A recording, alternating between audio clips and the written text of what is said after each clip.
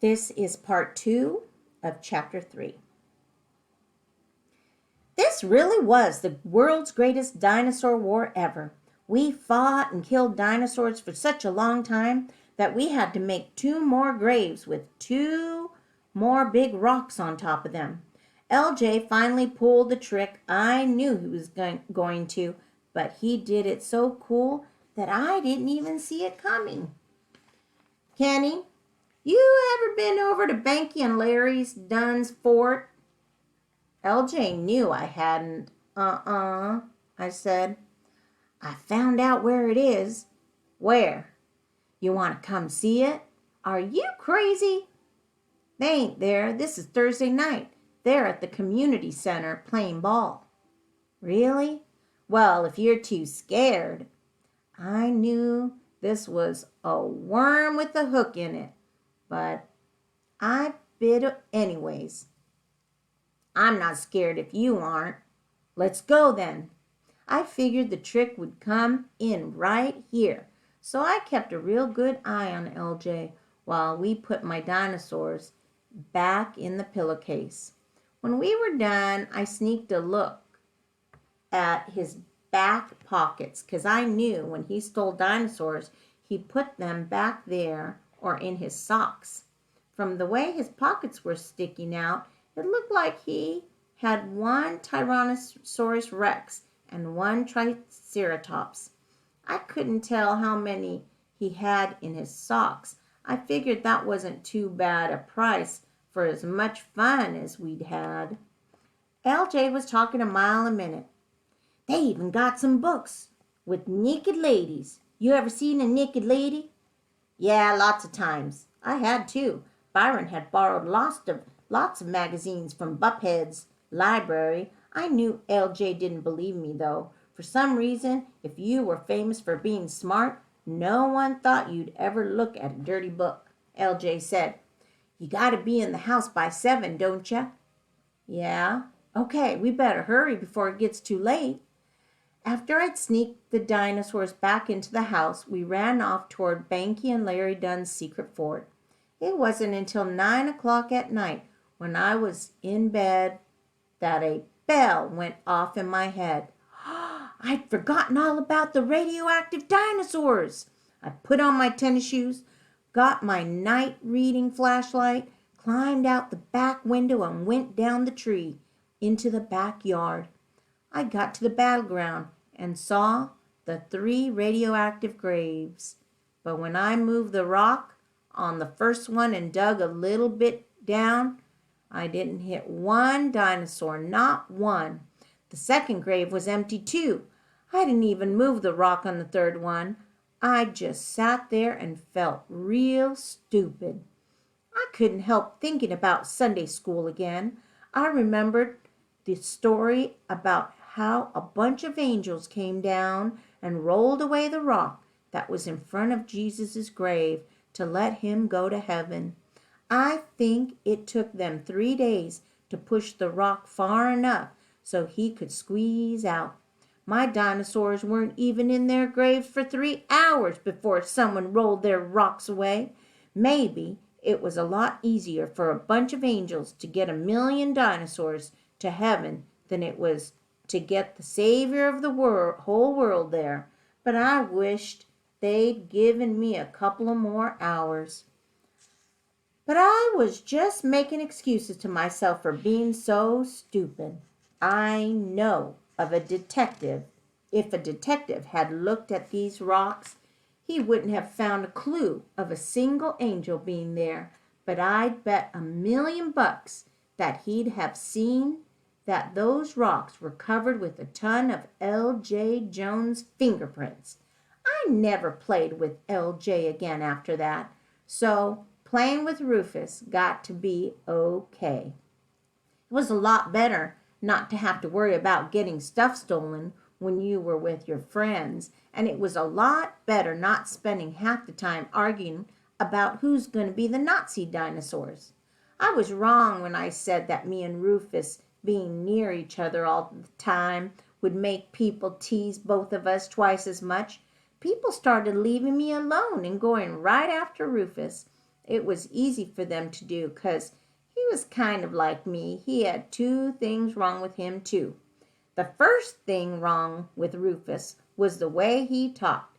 After he said that "hi y'all" stuff on the bus, he got to be famous for it, and no matter how much he tried to talk in a different way, people wouldn't let him forget what he'd said.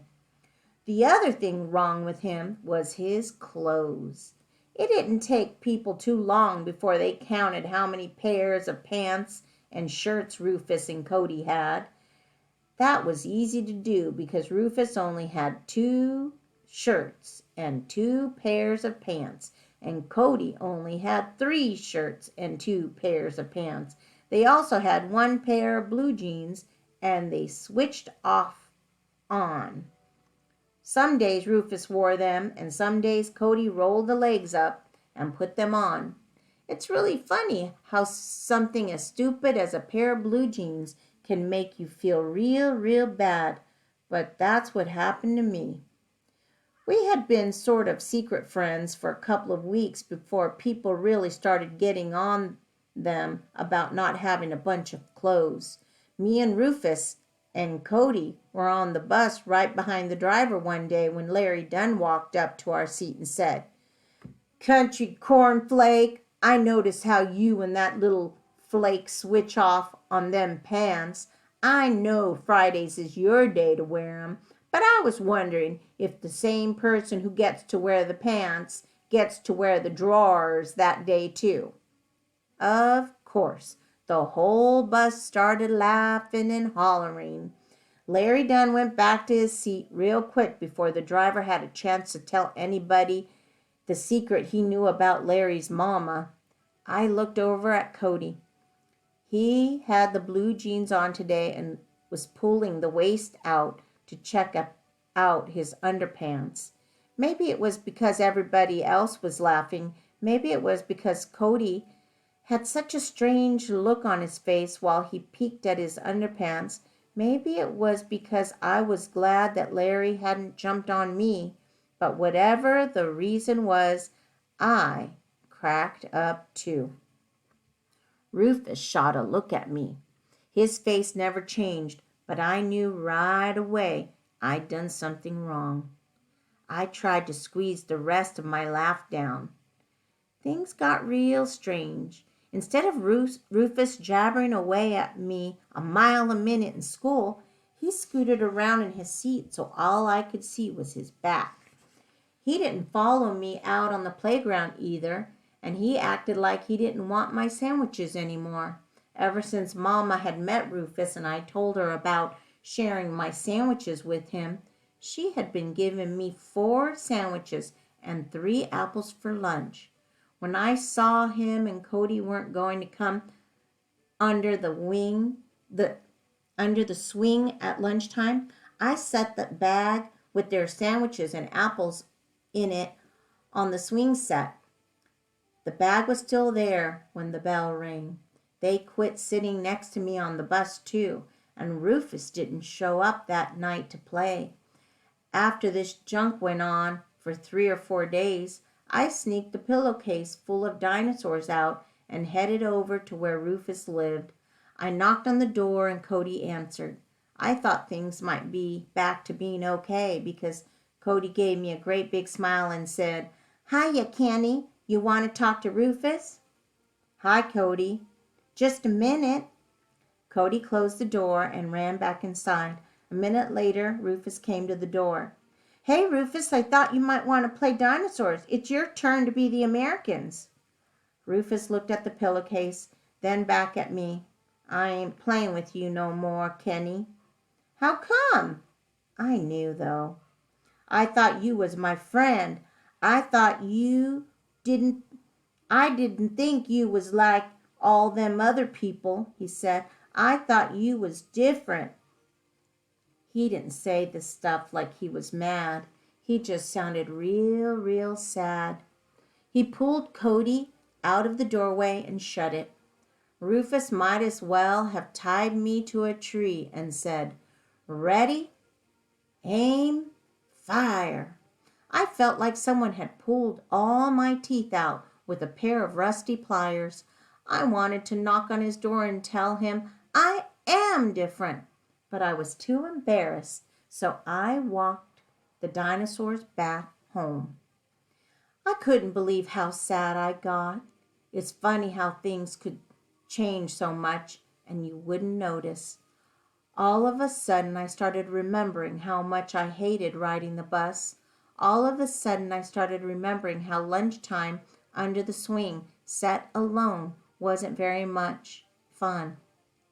All of a sudden, I started remembering that before Rufus came to Flint, my only friend was the world's biggest dinosaur thief, L.J. Jones. All of a sudden, I remembered that Rufus and Cody were the only two kids in the whole school, other than Byron and Joey, that I didn't automatically look at sideways. A couple of days later, Mama asked me to sit in the kitchen with her for a while. "How's school?" "Okay." I knew she was fishing to find out what was wrong and hoped it wouldn't take her too long. I wanted to tell her what I'd done. "Where's Rufus been? I haven't seen him lately." It was real embarrassing, but tears just exploded out of my face, and even though I knew she was going to be disappointed in me, I told Mama how I'd hurt Rufus's feelings. "Did you apologize?" "Sort of, but he wouldn't let me talk to him." "Well, give him some time, honey. Then try again." "Yes, Mama." The next day, after school, when the bus pulled up at Rufus's stop, Mama was standing there. When Rufus and Cody got off, they said, "Hi, Mrs. Watson," and gave her their big smiles. The three of them walked toward Rufus's house. Mama put her hand on Rufus's head while they walked.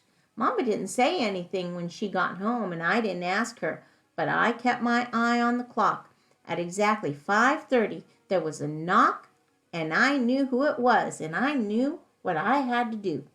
Mama and Joey were in the living room, and when they heard the knock, everything there got real quiet. Rufus and Cody were standing on the porch, smiling a mile a minute. I said, "Rufus, I'm sorry." He said, "That's okay." I wasn't through, though. I really wanted him to know I am different. He said, "Shoot, Kenny, you think I don't know? Why you think I come back? You remember you said it's my turn to be the Americans." People started moving around in the living room again. I guess I should have told Mama that I really appreciated her helping me get my friend back, but I didn't have to. I was pretty sure she already knew. That's the end of part 2 of chapter 3. Now go to your slides and fill them in.